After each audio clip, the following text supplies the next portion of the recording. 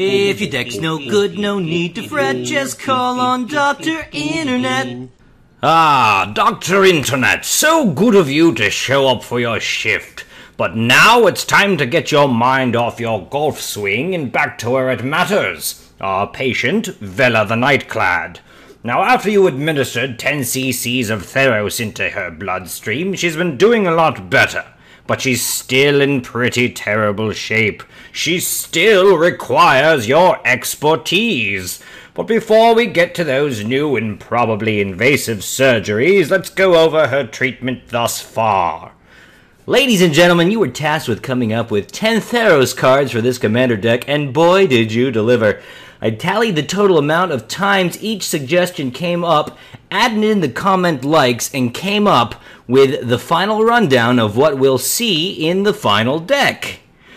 Alright, so let's get into it then. With the 10th most amount of votes, we have the always delightful Vortex Elemental.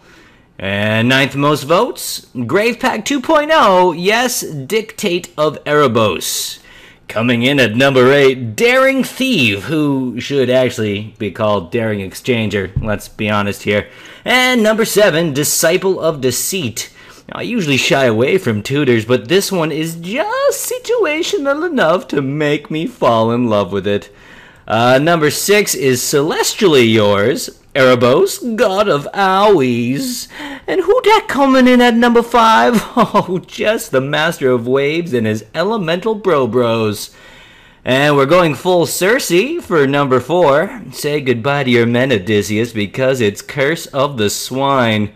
The next one is the card I figured you'd all vote for the most. The one I thought would be the number 1 slot, but I was 2 off because at number 3, it's Thassa. At number 2, we have a new staple in the Commander Removal Suite, Hero's Downfall. And finally, the card you all collectively decided that needed to be in this deck the most, Bident of Thassa. Great choices, friendos. Here's what the deck looks like so far. You see Cryptic Command as per the rules of the deck, and then the 10 Theros cards that you just voted on in. So what more do we need from here? Well, let's consult the rule sheet with an update. Ah, yes. You still need 34 land, 6 alternate mana sources, 6 equipment, 22 creatures, 17 other spells, and 3 enchantments / planeswalkers / other artifacts. I should note that I counted the 2 gods as creatures, Thassa and Erebos. That gives us a little more room to play in the limited other planeswalkers, artifacts, and chanties section. So onward. This week, we need to decide on the tools of the trade. That's right, the implements of destruction that Vela and her malicious minions of modest morality will manhandle on their mission of mostly murder. It's equipment time, boils and ghouls, and I need 6 of them. They can be from any set, even Theros. I just need 6 sweet-ass equipables. So leave your suggestions below, and do me a favor by not suggesting more than 6 apiece either. If someone left a suggestion or 2 that you like, totally agree with or whatever, then by all means simply like that comment, and it will count for an additional point when making the final tally.